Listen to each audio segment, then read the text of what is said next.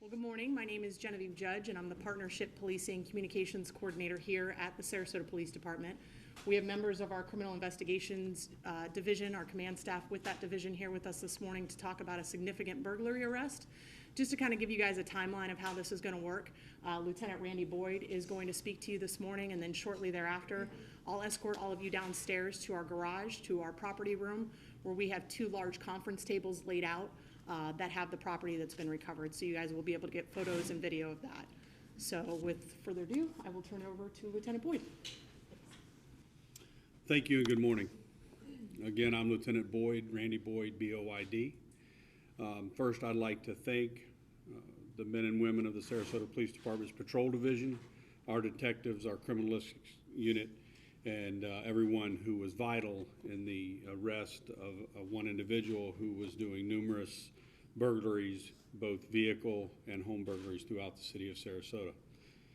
On Wednesday, September 16th, we arrested that individual. He's a white male named Anthony William Berretta, and he's responsible for numerous of those burglaries throughout our city. Over the last several weeks, we have been hit all over our city, and when we were able to arrest him on Wednesday, we did find numerous items from those burglaries. Later on this morning, I would like to take you down and show you those items.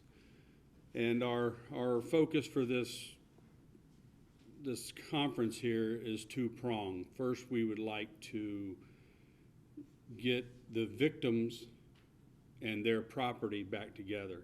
That's our main goal. But the second part of that is we've been sending out for years lock your door initiatives. If you lock your car doors, the next person is the victim. And it's never more evident when we get a series of these type of burglaries that how important it is to lock your vehicle. And it's a very quick thing, but if you don't lock your vehicle and in the next 30 seconds you become a victim, that can last you a lifetime. If you've lost heirlooms from your grandmother, grandfather, or what have you, they're gone. And many times they're gone forever. But luckily on this case, we have recovered a lot of items, and you will see them shortly. I don't want to give specifics on where all the burglaries were, but I will tell you that they were throughout the city, and throughout the next few days, we will be able to locate many of the victims and get their property identified that we have. And then after that's complete, in the near future, then we'll be looking for victims that either didn't report it and have just lost their items, or some other way of that we have their items, they don't even know it's stolen. So, any questions? Did he work alone, or did he have anything to say when you arrested him? Well, at this point, the investigation is ongoing. We don't know that, we think for the most part, he was alone, but we don't have all of those answers. And I want you guys to know that this investigation is ongoing, and right now, it seems like every time I turn around, there's another one identified. So it's a very fluid investigation, and it's going to continue to be that way for the foreseeable future. Lieutenant Boyd, it says video surveillance captured Berretta. Is that efforts of the police department or on the homeowner's part or the victim's part? That was on a home, and there was video surveillance. And just to be honest, how this it broke is through good, solid, first-line patrol police work. This officer identified this individual, did a field interview on this individual. He didn't sit on that information. He contacted our street crime sergeant, gave that information about this individual to them, and then one thing led to another, and the detective was able to get a photograph of this individual. I think we've all passed that Mr. Berretta's photograph around. Was able to get this photograph and actually get a quasi-match from the video, and then a positive identification.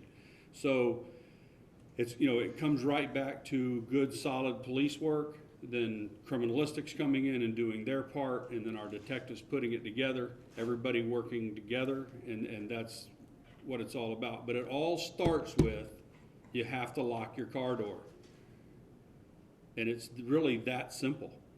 we wouldn't be standing here today if numerous people would have just locked their car doors. And that's really the second prong to our message here. Does Mr. Berretta have a criminal history? He does have a criminal history.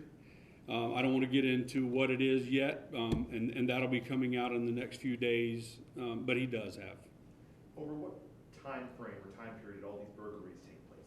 Like was it over the past couple weeks? Like over what time period? I would go the last 10 weeks, maybe a little longer, somewhere in that. What we have periodic burglaries of people that leave there, but then all of a sudden we see a spike. And when we see that spike, and they're gonna be in this area, in this area, in this area, and then that's when we know we have and one person can make it look like there's an epidemic. So it's really good that we were very quick in getting him, and that's good. There's a lot of stuff that he took. Any idea his intention? Was he going to pawn it and get the money for drugs or something? Any idea what he was going to do with this? I don't have those answers yet. So what That areas? would be speculation. What areas was he pretty much predominantly working? Throughout the city. It was throughout the city, and he was on the move.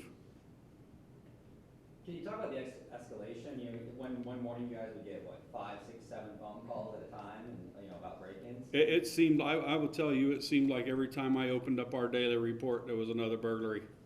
Then there was 2, and then there was 3. And, at that point, we know we've got someone that's really hitting us hard. And that's when we start putting all of our efforts into one person or two person. How many do you think he's responsible for?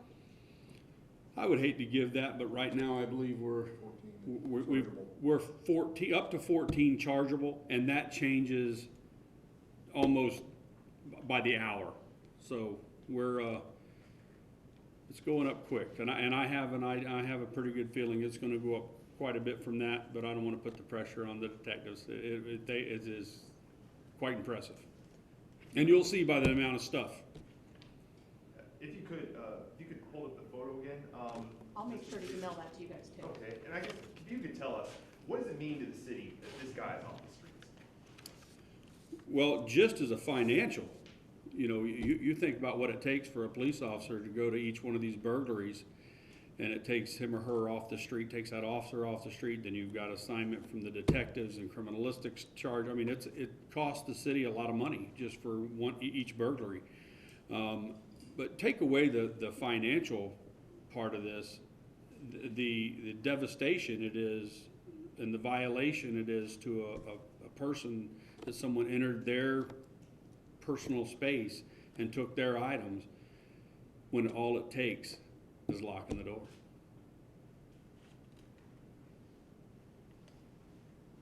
Could you hold up that photo one more time? I can hold it up.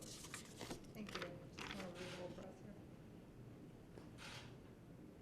here. And this is going to be given to you. Now, was it just vehicles, boats, or, I know you said home burglaries, were you talking about carports, or was he entering homes? I would venture to say it was anything that wasn't tied down. And will we have access to any of that surveillance video?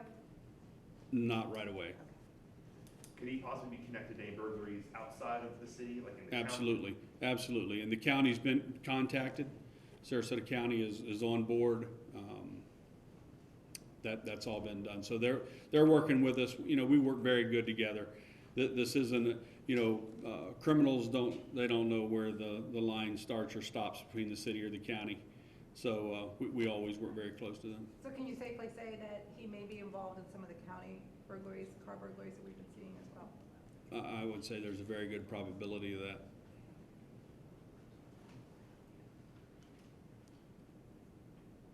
Thank you. And we're going to go downstairs now for show and tell. Thank you.